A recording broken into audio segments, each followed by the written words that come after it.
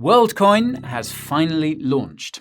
So far, the controversial crypto project has scanned over 2 million eyes around the world to develop what it claims is a decentralized digital ID in exchange for crypto. Naturally, there have been plenty of concerns and opinions about Worldcoin, and no shortage of speculation about whether its associated cryptocurrency is the next big thing or another VC pump and dump. Today, we're going to tell you everything you need to know about Worldcoin, including where it came from, how it works, whether it's worth it, and which of the conspiracy theories may be true. If you're a long-time viewer of the channel, you'll know we covered Worldcoin when it first went viral back in October 2021. That was nearly 2 years ago. Where does the time go? So we reckon a refresher is required. Now, we'll keep the project's history short for the sake of time. You can check out our first video for more info on that front. Okay, so Worldcoin was founded by Sam Altman, Max Novenstern, and Alex Blania. Sam Altman is, of course, the co-founder of OpenAI, the company behind ChatGPT. He came up with the idea for Worldcoin in 2019 and brought Max, a philosopher, and Alex, a physicist, on board to make it a reality. To that end, they incorporated an American software company called Tools for Humanity in August 2019. What's strange is that the official website for the company only notes Sam and Alex as being co-founders. This could be because Max appears to have stepped away from the project in January 2021. Before that, Max had served as the CEO of Worldcoin. Since that time, Alex has become the CEO and the de facto face of the project. As for Sam, meanwhile, Alex mentioned in an interview from March 2022 that Sam is currently the chairman and revealed that Sam apparently signs off on everything that Alex does. This would make sense considering that the purpose of Worldcoin is to help humanity adjust to the effects of AI, at least on paper. Now, Sam believes that AI will lead to a massive concentration of wealth that can only be mitigated through universal basic income, or UBI, something that will be paid for by AI. Logically, this requires a global digital ID of some kind to ensure that everyone is getting their fair share. At the same time, a digital ID will make it possible to differentiate between humans and increasingly human-like AI. And this has become another selling point for Worldcoin since the release of ChatGPT. Worldcoin initially wanted to stay in stealth mode, but a Bloomberg journalist blew the lid on the project in June 2021. Later that year, the project raised $25 million from crypto VCs and came out of stealth mode.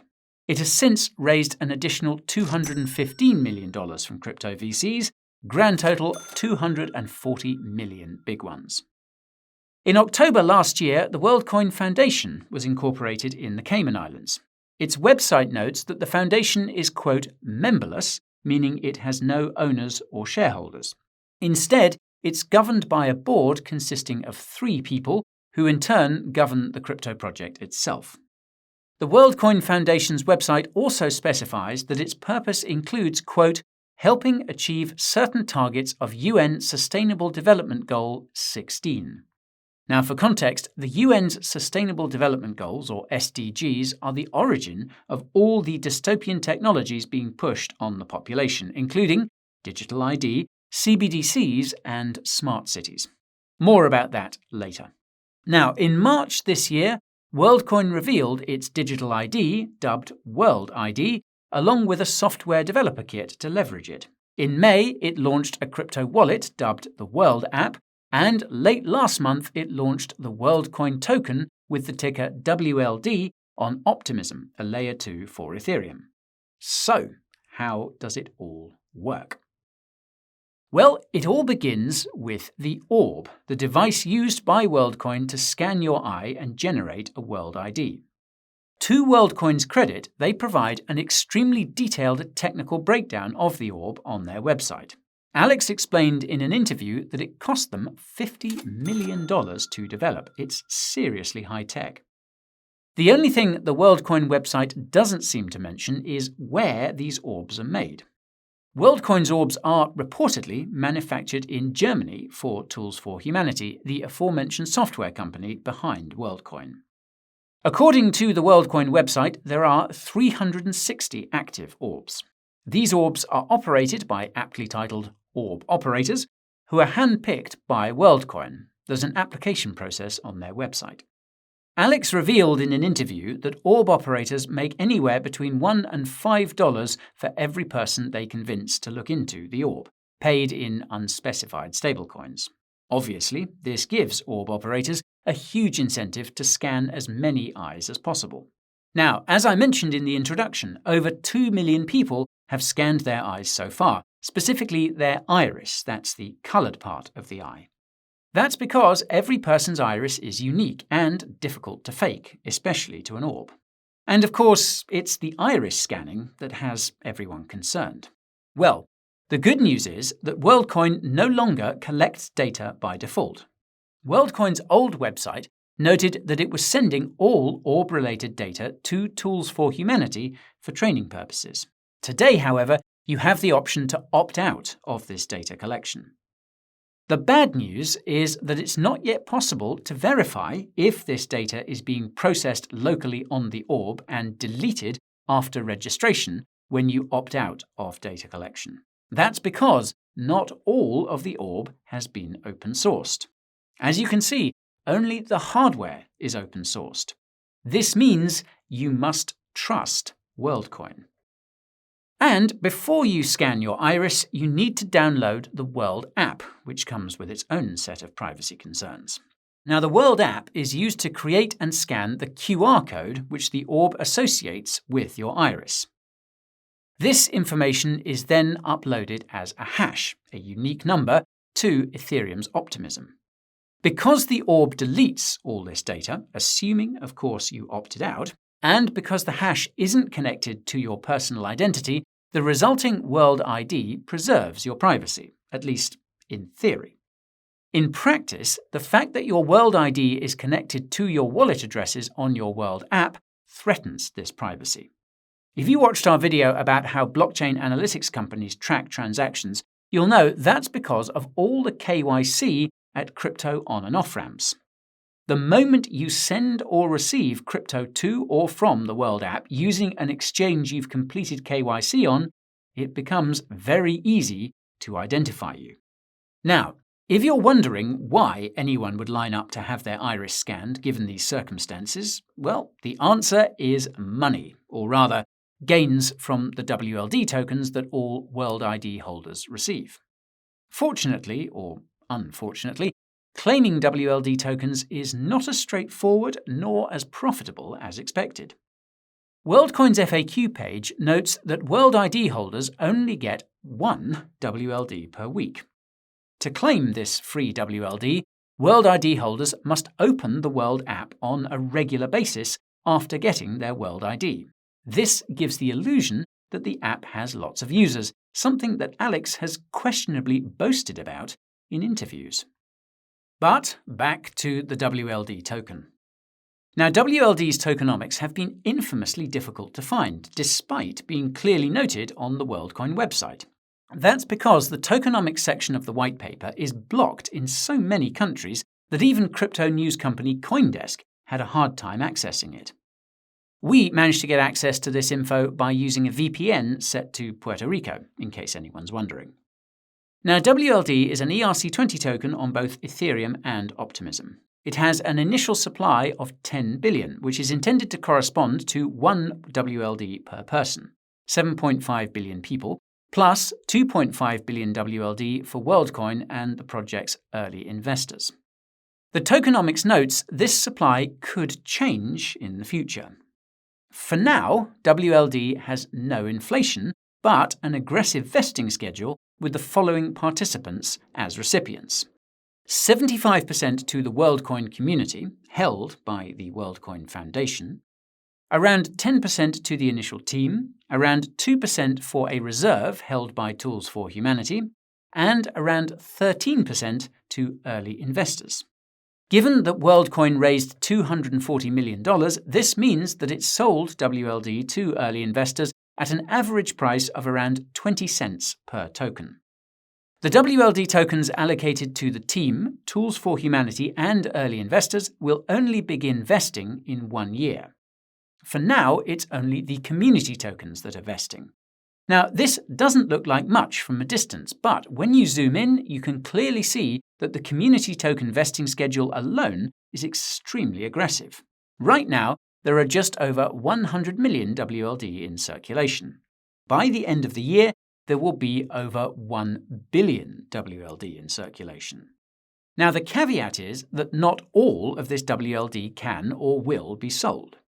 You'll recall that World ID holders are only receiving 1 WLD per week. Although over 2 million people have scanned their iris, Worldcoin's own June Analytics dashboard suggests there are only 1 million World App wallets, 50% conversion, so to speak. This means that there will be no more than 1 million WLD being sold each week. Now, assuming a WLD price of around $2.50, that's only $2.5 million of sell pressure each week. Even then, this assumes that the 1 million World App users are taking the time to periodically log in and claim their WLD. A few $1 million of sell pressure each week isn't all that much. To be fair, this assumes that the number of WLD sellers won't increase, but that's arguably safe to assume.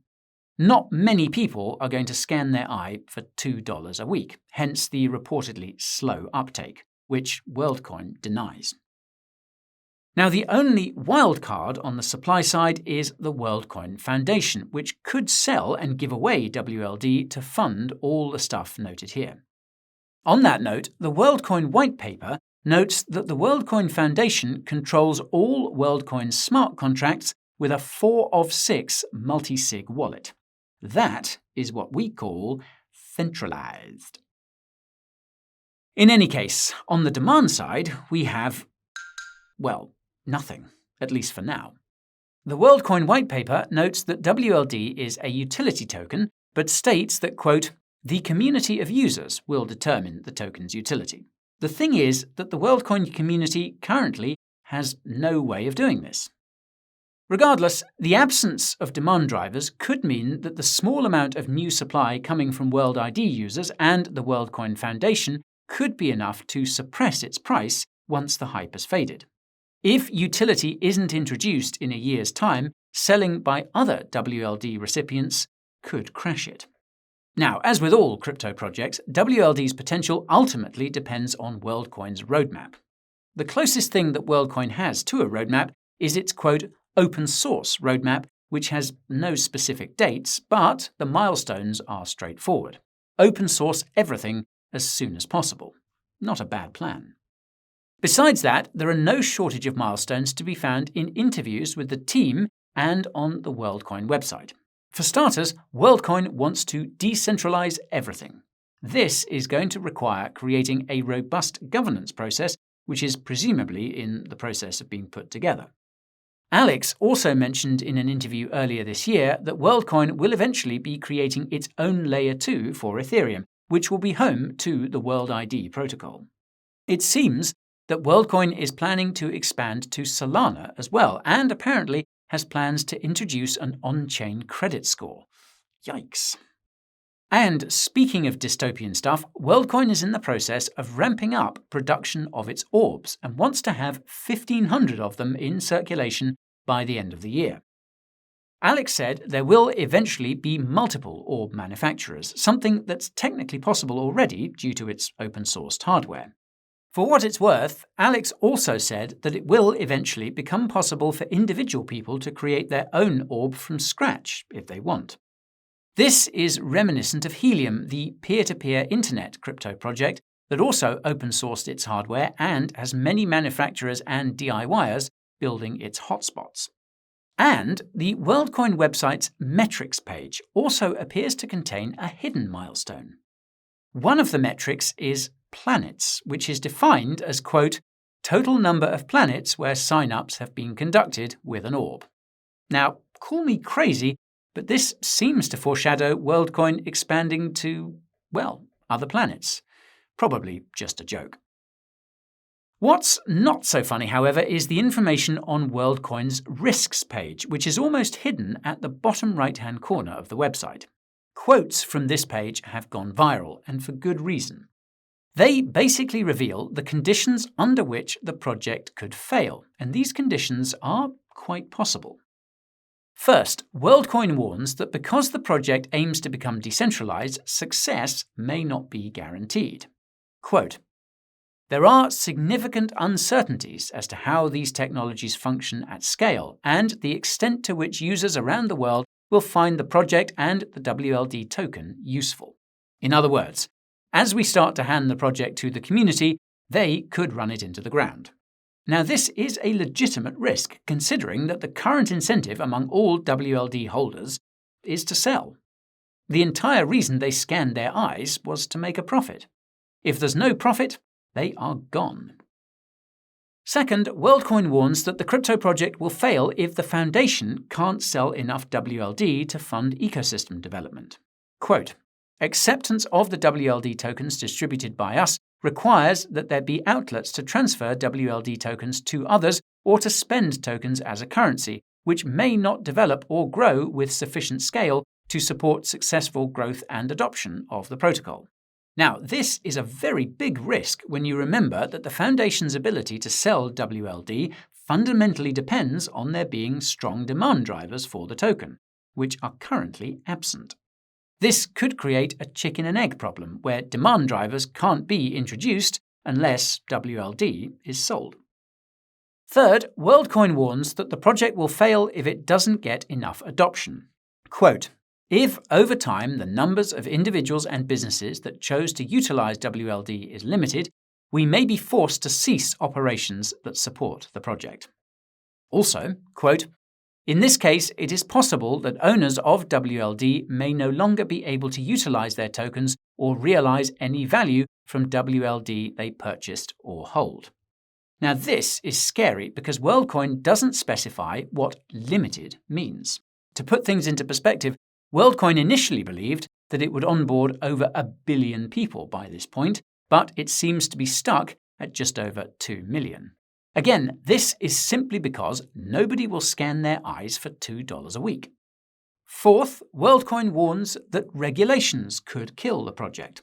Quote, "Developments or changes in regulatory treatment or unanticipated enforcement activity could negatively affect the WLD tokens in various ways, including, for example, through a determination that the verification mechanism is unlawful under data protection regulations or that the WLD tokens are regulated financial instruments." In this case, Worldcoin makes it clear that, quote, "Any such determination may result in a termination of WLD distribution or of the project itself." And as some of you may have heard, regulators in Europe are already investigating Worldcoin over its data practices. If they find significant issues, it's probably over. Fifth, Worldcoin warns that crypto regulations could also kill the project. Quote, "Certain jurisdictions, including the European Union, China, Russia, and Turkey, have already adopted laws, regulations, or directives that may affect the Ethereum and Optimism blockchain networks in general, and the project in particular." Pretty self-explanatory. Sixth, Worldcoin warns that the success or failure of the project depends heavily on the hardware, the orbs. Quote, "The success of the project depends significantly on our ability to produce, distribute, and service a hardware device known as the orb and its related software, which is used to produce a unique verified code known as a world ID for each user." Alex mentioned in many interviews that they were having issues with producing orbs during the pandemic due to the chip shortage. The energy crisis in Europe, which hit Germany hard, and ongoing geopolitical tensions between China, Russia, and the West could continue to impede orb production. And finally, Worldcoin warns that any data issues could be the end too. Quote, "If security or data privacy breaches occur, or if there are incidents of other unauthorized or improper access to, use of, or destruction of user data, the ability of the project to continue functioning could be disrupted or terminated." So, this brings us to the concerns that we have about Worldcoin, and trust me when I say that we have no shortage of them. Our first concern relates to what some would say are misleading claims about the project by the team. Let's start with a classic claim. World ID is decentralized. Aside from the fact that the Worldcoin Foundation controls all of Worldcoin's smart contracts with that 4 of 6 multisig wallet, optimism is also controlled by a multisig. We couldn't find how many signers there are, but it doesn't change the fact that World ID is not that decentralized. Layer 2s are centralized. The other claim is that Worldcoin hasn't been targeting developing countries, a criticism that's been raised on many occasions. Now, this claim is inconsistent with the distribution of WLD and the location of most of Worldcoin's orbs. Both seem to be concentrated in developing countries. Never mind Alex claiming in interviews that the World app has lots of active users when, well, they're likely just checking to claim their WLD. Our second concern relates to regulations. In March last year, Alex did an interview with the Epicenter podcast, and one of the hosts made a very powerful prediction.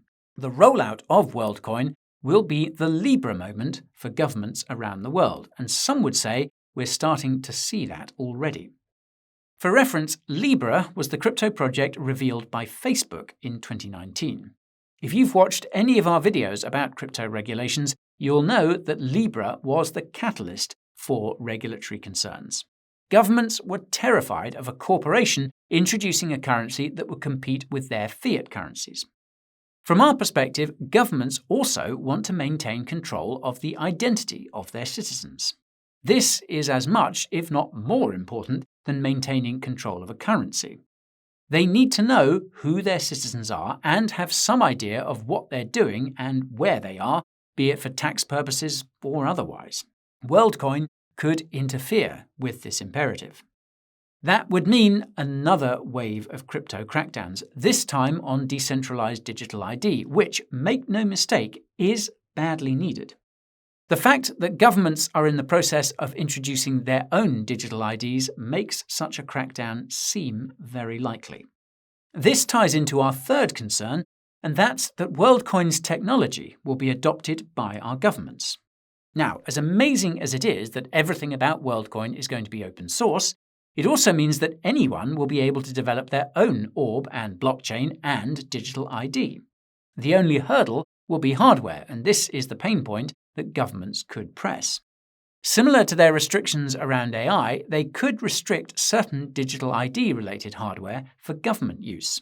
It's possible that creating this hardware was the true purpose of Worldcoin. Recall its UN connections. And this relates to our fourth concern, and that's that Worldcoin's mission seems to have shifted over time. When it began, it was all about UBI. Now it seems to have shifted its focus to fighting deepfakes and the like. Even then, it's unclear what Worldcoin's mission currently is, nor how it plans on achieving it. More circumstantial evidence to the idea that it was never about the crypto and all about the hardware. Conspiracy theories aside, Worldcoin's initial mission actually makes no sense when you think about it. Remember how Sam said that UBI is needed because of the concentration of wealth that will occur because of AI. Well, this concentration will only occur if AI remains closed-sourced and controlled. If AI is made open source and available to the average person, then this concentration of wealth probably won't occur. Of course, open source AI is something that neither the corporations nor governments want. At one extreme, it would allow for total freedom. At the other extreme, total chaos. However, making AI available to as many people as possible is arguably preferable to letting companies like Microsoft and governments like China maintain total control of it. The same is true for other powerful technologies like digital ID, and I'll reiterate that we desperately need a truly decentralized digital ID. So, while Worldcoin may not be the technology we need, it could nonetheless be a step in the right direction. At the very least, it has everyone talking about what to do about digital ID, and this counts as a step forward in our book. The sooner we reclaim our identities as individuals, the better. After all, we could have all the decentralized money in the world, but if our identities are still centrally controlled by governments, it may not matter.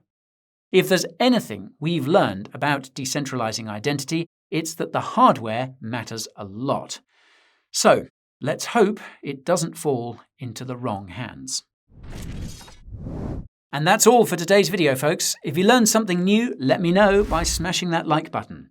If you want to make sure you keep learning, subscribe to the channel and ping that notification bell. If you want to help others learn, take a second to share this video with them. And if you've learned enough to know that you've got to stack sats, make sure you're storing them in a secure way and acquiring them without paying too much in fees. The Coin Bureau deals page has the biggest discounts on the best hardware wallets and up to $40,000 in airdrops and bonuses on the most liquid exchanges. The link is down in the description. Thank you all so much for watching, and I'll see you next time. This is Guy, over and out.